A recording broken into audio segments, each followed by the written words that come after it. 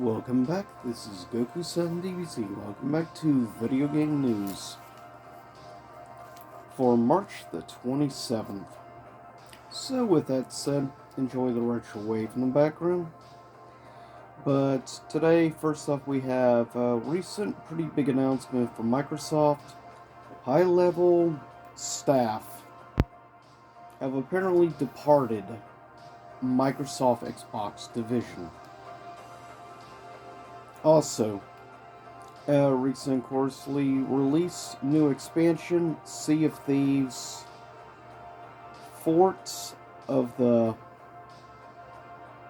Forgotten, which looks interesting, though I never really got into Sea of Thieves. For people who are Sea of Thieves fans, check it out. Also, we have some other stuff going on, like a recent announcement quickly for TV show. The former cast member from the series Supernatural, Misha Collins, which played Castiel, is now to play Harvey Dent in the new CW Gotham Knights series.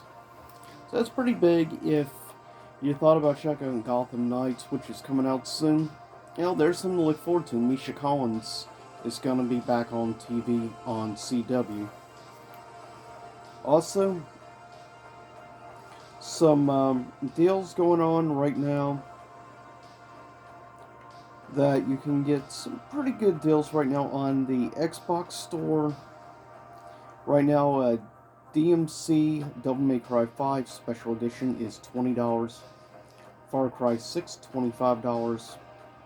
Celeste, $5, and I highly recommend Celeste if you have not picked it up. It's more than worth $5. Disco Elysium, another very good quality game, for $24. Forza Horizon 5, $51. No surprise, it's still relatively new. Also, a classic, great RPG from Capcom called Dragon's Dogma Dark Horizon. But for $9, also you have the Halo Master Chief Collection for $26. Not a great deal in my opinion. It Takes Two, which of course won Game of the Year, for $20. Minecraft Dungeons, $17. Also Resident Evil 2 Remake, Deluxe Edition, $20.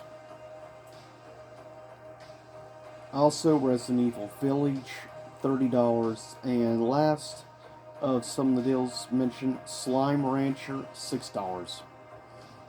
Next up, a recent thing that was announced from PlayStation.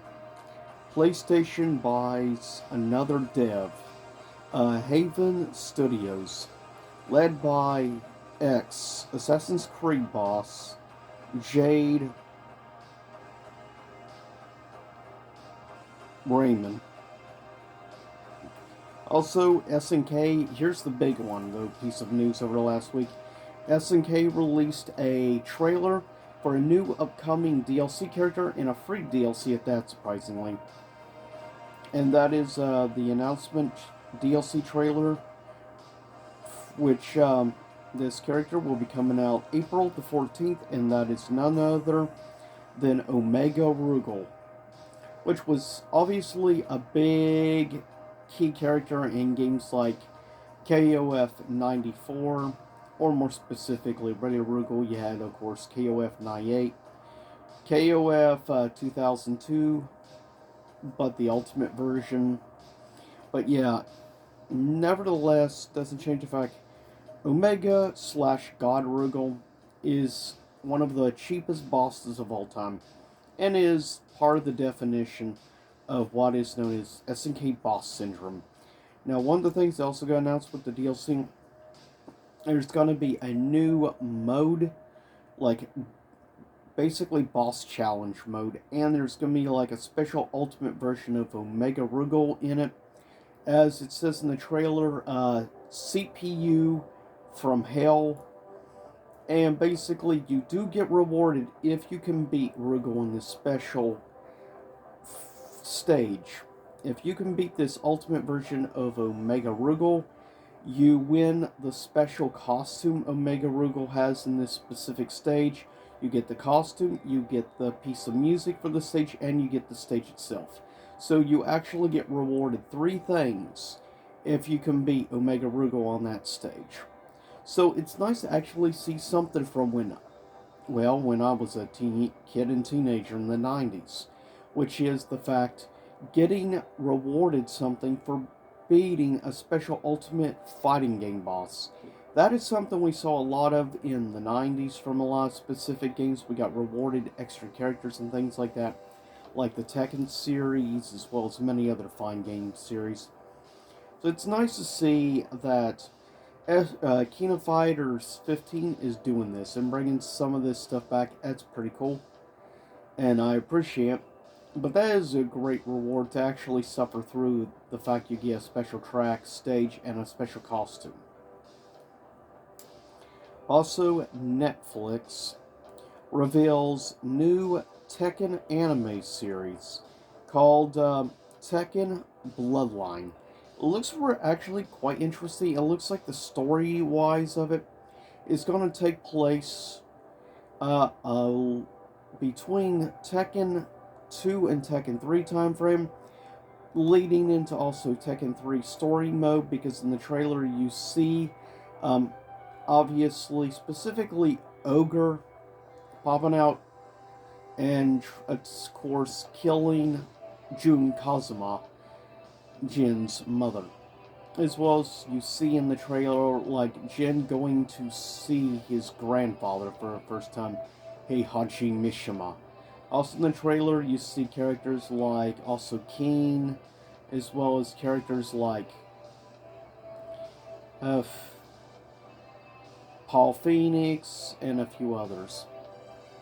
Definitely, I'm very curious about it. Also, Virtual Fighter 5 X Tekken Virtual Fighter 5 is getting special DLC costumes, specifically skin costumes of like Kazuya Mishima being the big one, which is cool getting to see some Tekken skins coming to Virtual Fighter 5. So I'm actually pretty happy about that. I'm glad to see continued support for Virtual Fighter 5. Also, some scores of some recent release games or re-release games. And first up is Persona 4 Arena, which basically this is considered the ultimate version of the game. Exclusively, no, not exclusive, but you have the PS4 version, which has an 81% critic, has a 6.4 user. Switch has an 82% critic, a 5.8 user. And the PC, which has an 80% critic and a 3.3 user. So by far, user-wise, more people prefer the PS4 version. Also, you have Shredders, which just came out, a new snowboarding game. It's been a while since I've seen that. It definitely had, like, I remember seeing gameplay and stuff. It reminded me just a bit of games like Cold Borders, which I miss that series. But you have the Series X version, got a 67% critic, 5.8 user, no info on critic for Xbox One, a 2.9 user score though. That's pretty bad. PC has a 72% critic, a 4.8 user. So the most positive by far is Series X. Also another cool little, you could tell, heavily influenced indie title with very similar gameplay to early, specifically Zelda games, which I appreciate the look. Kind of curious about the main character is a red fox. The game is called Tunic. It looks actually really interesting. I dig the art style and everything. So I may eventually pick it up, especially since at least it's coming out on Xbox One. But the Series X has an 85% critic, a 7.9 user, pretty positive. Xbox One has an 85% critic, a 6.6 user. PC also has an 85% critic and a 7.7 user. Also, Ghostwire Tokyo, which is an interesting looking game, I may add. PS5 version has a 75% critic, a 7.6 user. PC has a 79% critic, no user yet out for PC. Elden Ring, by the way, in quick news, second to last thing, Elden Ring, best-selling game in the Souls series by far. Most recent estimates now have it to have sold somewhere between 13 and 14 million copies, which blows out basically the lifetime for the most part, which it took 4 years for Dark Souls 3 to sell 10 million, making it arguably the most successful. Until now, within a month, it already definitely surpassed Dark Souls 3. So Elden Ring is by far the best and most successful game from, of course, From Software. And I do look forward to eventually getting the chance to play the game myself.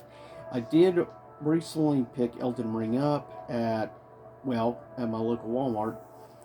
But that'll be always off because right now I'm in the process of doing a full, of course, recorded playthrough of Final Fantasy Origins, or known as Stranger of Paradise Final Fantasy Origins. And I will say the game is quite fun. Probably in the next few weeks I'll probably do a review on it and give my overall thoughts for the game. But for the most part, it's been very positive. Also, last thing, Suicide Squad Kills the Justice League has been delayed at least indefinitely until 2023 next year. So with that said, not surprised, but that is it for this edition of Video Game News. Everyone stay safe out there, and stay safe to everyone in Ukraine. Prayers and thoughts are with you, as well as to the people of Russia who do not support this invasion. And symbol of trying to basically show their basically wrath and power hunger by the leader. But with that said, the people of Russia I feel sorry for because of what they put up with. And with that said, hopefully something can be resolved in the very soon future, because war is never a good thing. History has taught us this. But with that said, I'll cut up this video, but I'll see y'all next time. Same YouTube time, same YouTube channel.